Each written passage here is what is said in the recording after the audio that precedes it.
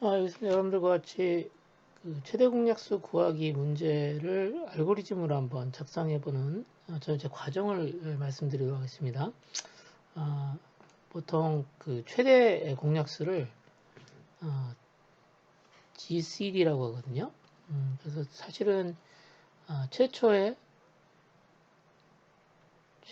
만들어진 알고리즘이 바로 최대 공약수가 되겠습니다. 그리스의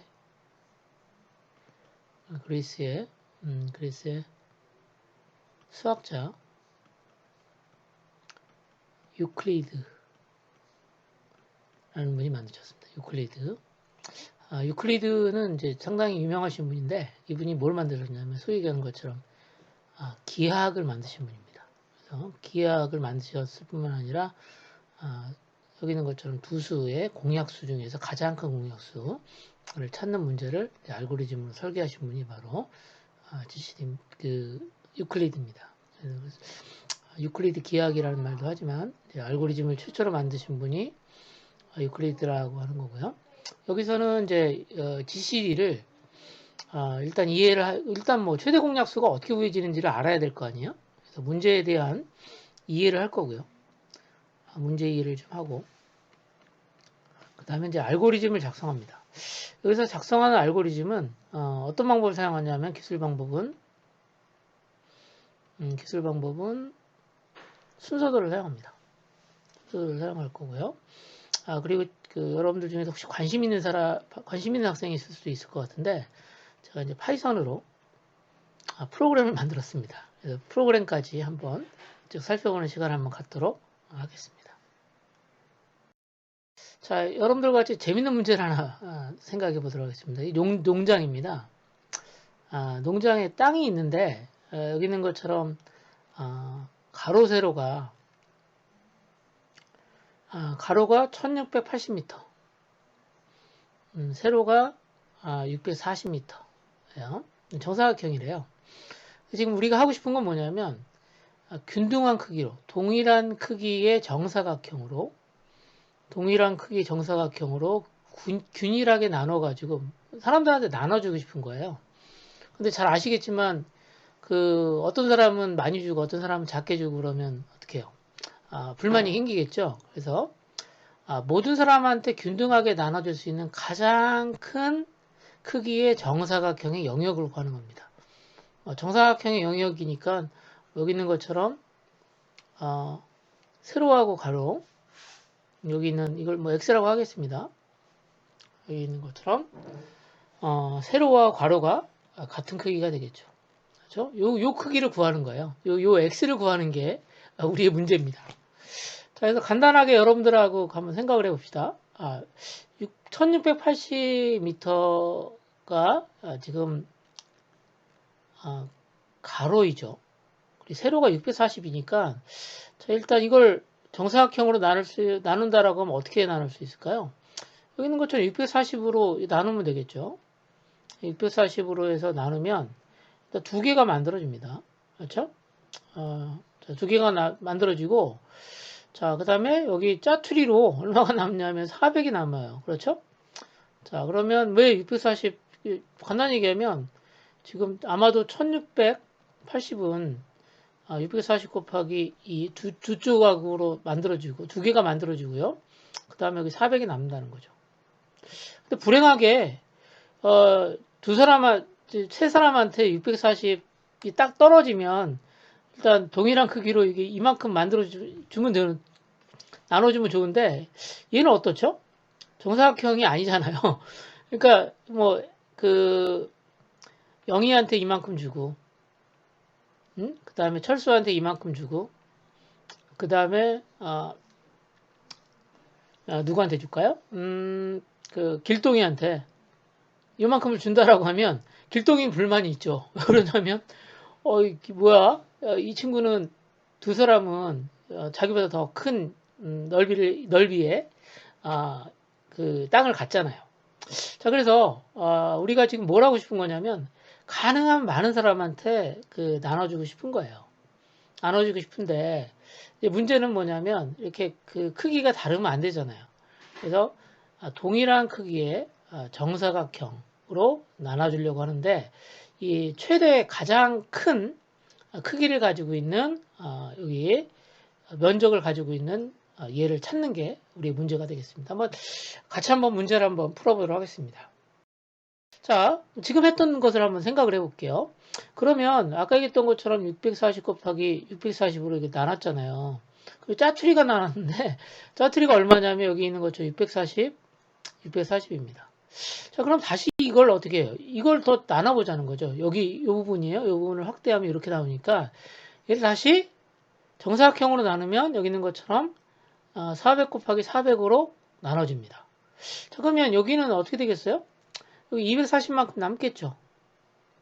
그렇죠? 자, 그러면 어때요? 다시 여기 있는 400 곱하기 240의 면적을 여기에요. 여기를 다시 한번 우리가 나눠줘야 되는 거죠. 그렇죠? 다시 나누면 어떻게 되냐면 240 곱하기 240이 나누고 여기 160이 남습니다. 자, 그러면 어떻게 되냐면 요 부분을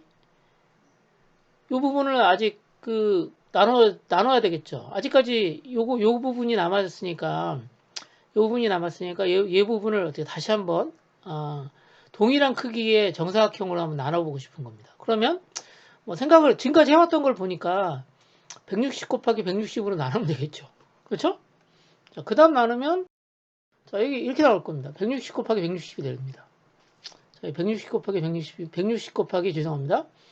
160 곱하기 80이 됩니다. 자, 그러면 다시 여기서 80과 80으로 나누면 재밌게도 어떻게 해요? 동일한 크기의 정사각형이 나옵니다.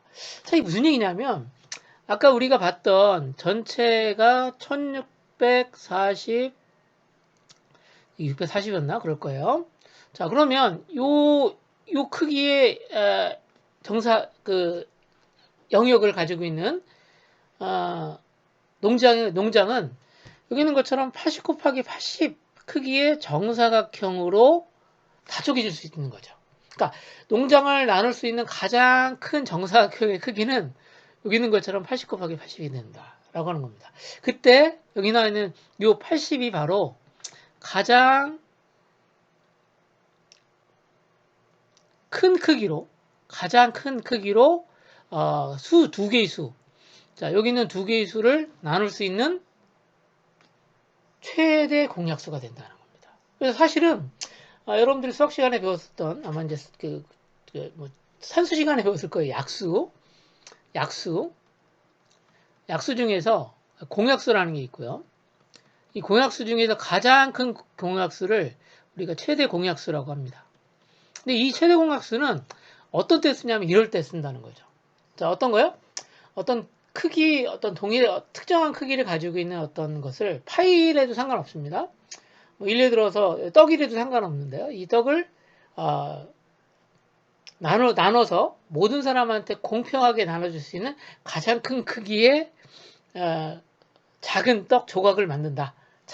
를 구한다. 이도 여기 있는 것처럼 GCD를 사용할 수 있다라고 하는 겁니다. 자, 그래서 일단 여러분들과 같이 최대 공약수라고 하는 것을 한번 실제 상황에서 한번 적용을 해봤고요. 그럼 이제 이 최대 공약수를 구하는 알고리즘을 우리가 어떻게 설계를 했는가라고 하는 부분으로 이제 들어가도록 하겠습니다. 지금 사실은 이 과정이 알고리즘이 수행 과정이라고 보시면 됩니다. 그렇죠? 그래서 보면 가장 큰 크기가 80 곱하기 80이 나왔잖아요. 그러니까 80 곱하기 80보다 더 작은 걸로 나눠지겠죠. 40 곱하기 40으로 나눠질 수 있는데, 자, 그런데 얘는 최대 공약수가 아니라는 거죠. 그래서 우리는 이와 같이 최대 공약수를 구하는 과정들을 한번 같이.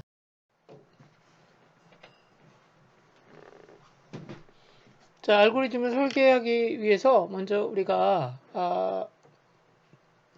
용어를 좀 정리하겠습니다. 여기 있는 것처럼 공약수라고 하는 건 뭐죠? 두 수가 있는데요.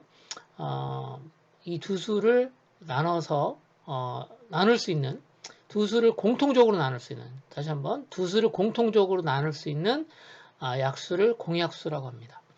예를 들어서 4하고 8이 있다. 그러면 우리가 어때요? 2를 하면 2로 나눠지고 4니까 2가 어떤 겁니까? 2가 사실은 4하고 8을 나눌 수 있는 약수죠. 공약수 중에 하나입니다. 그렇죠?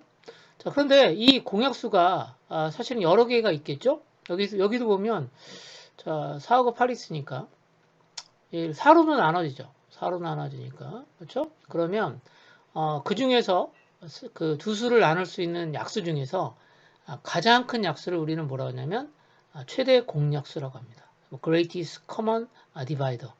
그러니까 당연한 거지만 우리가 여기 약수를 구하면 뭐 여기 있는 것처럼 1로도 나눠지잖아요. 4하고 8은 2로도 나눠지죠.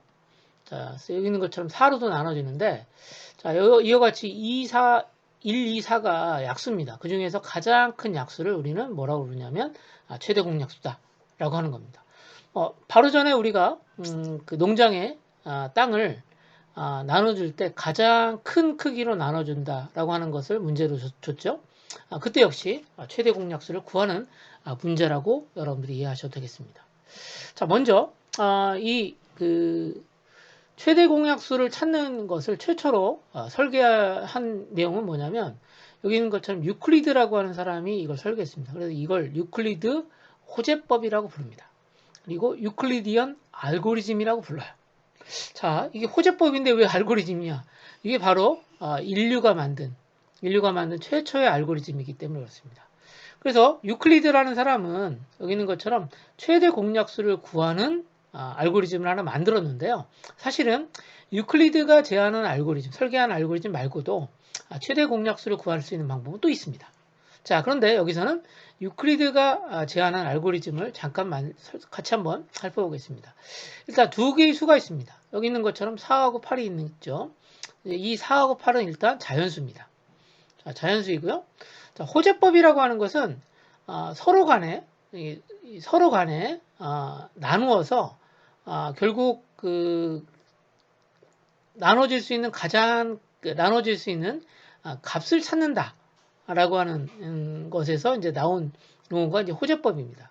그래서 여기서는 이 A가 있고요, 여기 B가 있다라고 하면 자, 일단 A하고 B 중에서 큰 수가 있겠죠. 그럼 큰 수에서 자, 여기 있죠. A하고 B가 있으면 자, A하고 B가 있으면 A를 B로 나눕니다. 자, A를 B로 나눠요.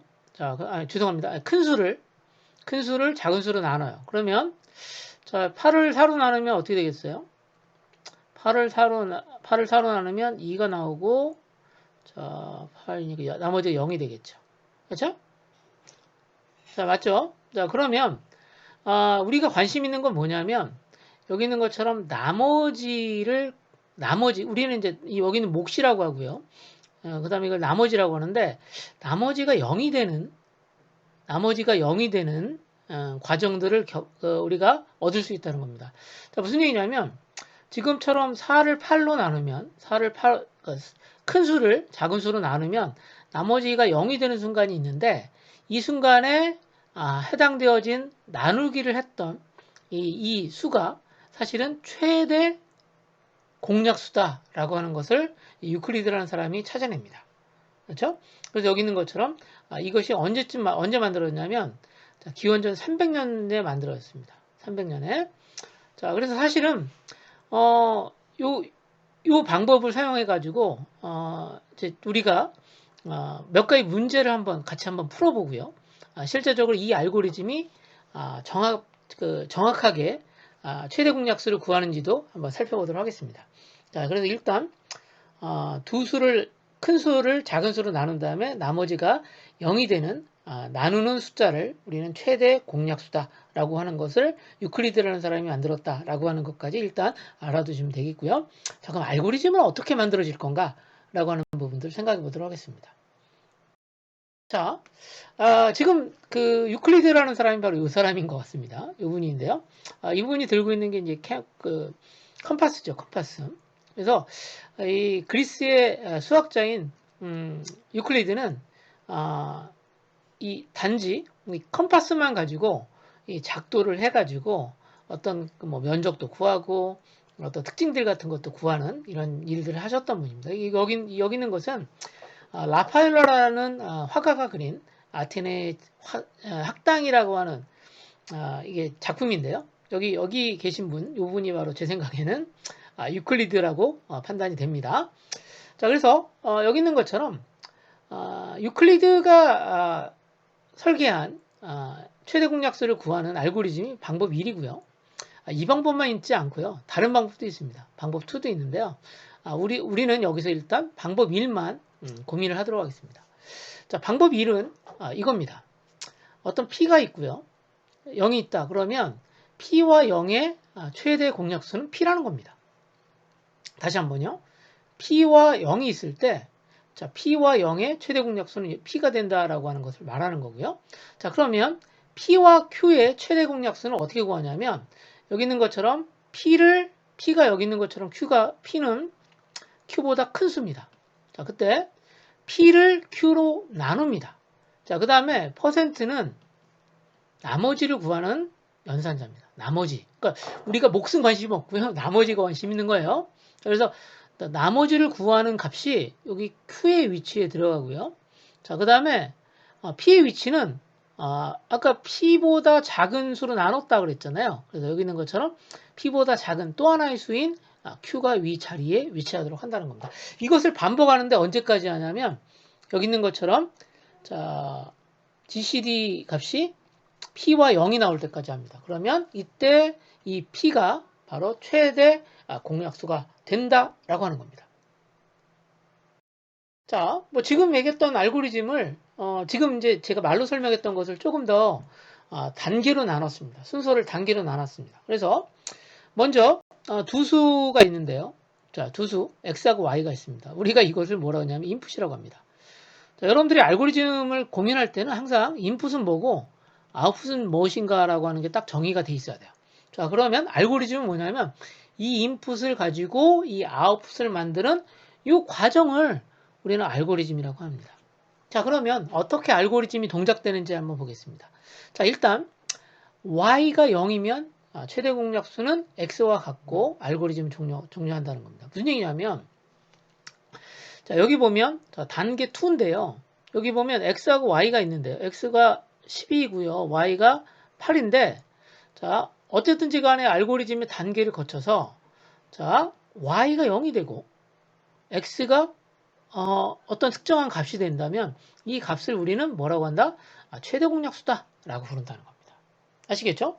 자, 그래서 최대 공약수가 우리가 찾게 되면 이 알고리즘은 종료한다라고 되어 있습니다. 자, 즉 다시 말해서 알고리즘의 종료 조건은 바로 여기 있는 것처럼 자, 출력 자, 얘가 아웃풋이에요. 아웃풋 최대 공약수 x를 찾게 되면 알고리즘 종료합니다. 그러니까 이 단계가 되면 알고리즘은 종료하게 된다는 거죠. 그러니까 임의의 과정 단계를 거치면 이 알고리즘은 분명히 종료하게 됩니다. 자, 그러면 자, y가 0이 아니면 어떻게 하겠습니까? 자, 여기 있는 이 과정을 거칩니다. 자, 현재 x 값을 y로 나눠서 자, 어떤 값을 구하냐면 여기 있는 것처럼 r을 구합니다. 자, 얘를 한번 보겠습니다. 여기 이 단계입니다. 자, 여기 있는 것처럼 x를 y로 나눠서 나머지를 구하면 나머지 r은 얼마가 되냐면 4가 됩니다. 맞죠? 자, 4가 되고요. 이때 이 y를 어디다 집어넣냐면 여기 x에다가 다시 바꿔놓고 여기서 구한 r을 여기다가 집어넣습니다. 그러니까 새로운 x와 y가 구해집니다. 그렇죠? 자, 그리고 이 단계에서 다시 2로 다시 돌아갑니다. 2로 돌아간다라고 하는 건 뭐냐면 현재 이 단계에서 y가 0인가를 체크해 봅니다. 근데 y가 0이 아니니까 y가 0이면 종료합니다. y가 0이 되면 이 x가 바로 최대 공약수가 되고요. 현재처럼 y가 0이 아닌다라고 하면 다시 아래에 있는 과정을 반복합니다. 자, 어떻게 하죠? 다시 x를 y로 나눕니다. 자, x를 다시 y로 나누면 나머지 r은 얼마가 되냐면 0이 됩니다. 나머지 0이 되겠죠. 자, 그리고 자, 여기서 얘기했던 것처럼 y가 x 위치로 가고 여기서 구한 r이 y 위치에 갑니다. 자, 그 다음에 어디로 가냐면 2단계로 들어가면 여기로 갑니다. 자, 그럼 2단계에서 현재 이 상태에서 자, y가 0이 되면 어떻게 된다는 거죠? 최대 공약수를 구하게 됩니다. 그럼 더 이상 자, 알고리즘이 진행될 필요가 없습니다. 왜 그러냐면 우리가 원하는 결과, 즉 아웃풋이 만들어졌기 때문에 그렇습니다. 그래서 여기 있는 것처럼 4가 최대 공약수로 구해지면서 알고리즘은 종료하게 된다라고 하는 겁니다. 자, 그러면 지금 설명했던 알고리즘을 조금 더 구체적으로 작성해 보도록 하겠습니다. 작성 방법은 순서도가 되겠습니다.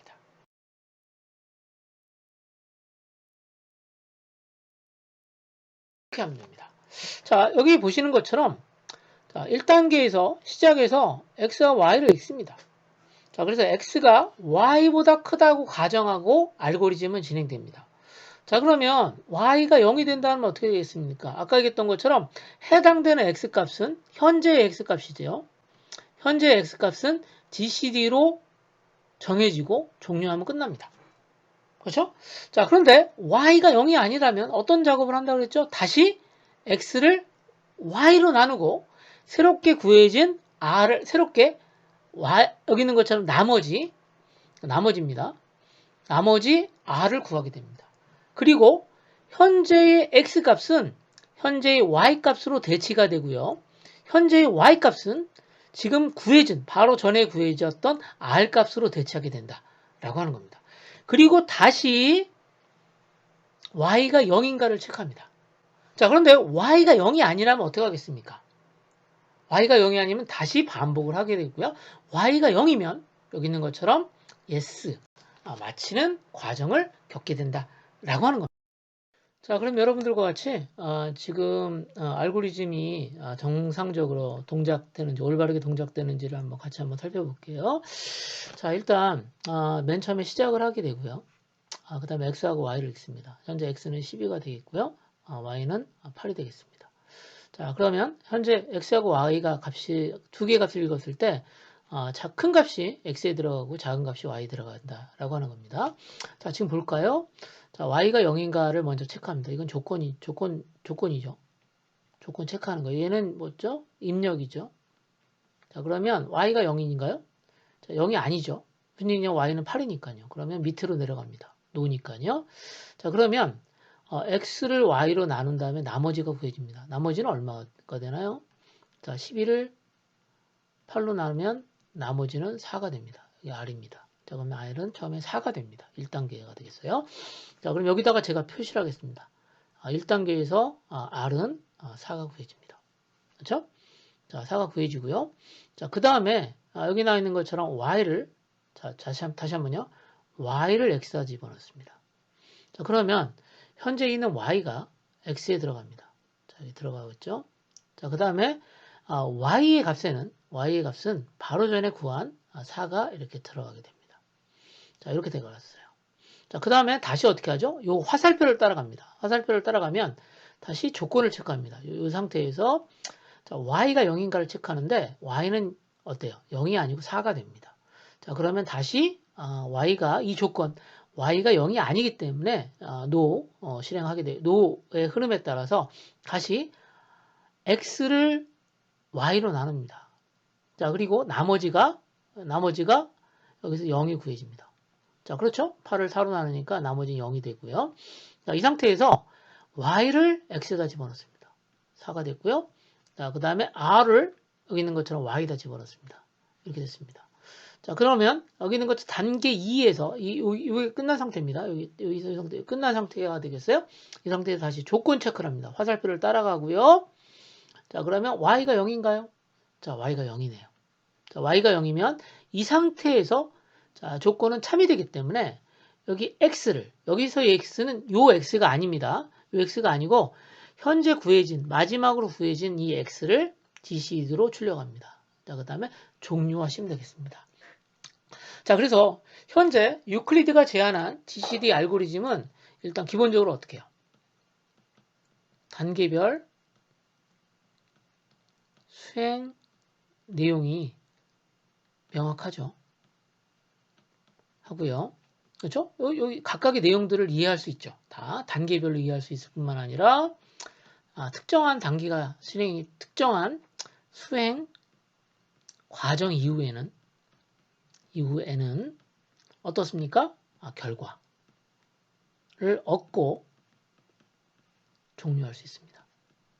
자, 이게 이제 사실은 알고리즘이 가져야 될 몇 가지 중요한 특징 중에 몇 가지를 설명드린 겁니다. 즉, 다시 말해서 알고리즘의 각각, 자, 여기 박스로, 기호로 표시되어 있던 내용들은 여러분들이 내용을 보고 이해를 하실 수 있어야 됩니다. 그러니까 이게 모호하다, 이게 명확하지 않다 그러면 여러분들 쪼개야 되는 거죠. 그렇죠? 자, 그래서 단계별 수행 내용이 명확하고요. 특정 수행 과정 이후에는, 단계 이후에는 결과로 여기 있는 것처럼 GCD가 출력되는 것을 여러분들이 확인할 수 있고 결과로 나올 수 있고 그 이후에 종료할 수 있다면 얘는 올바른 알고리즘이다 라고 할 수 있습니다.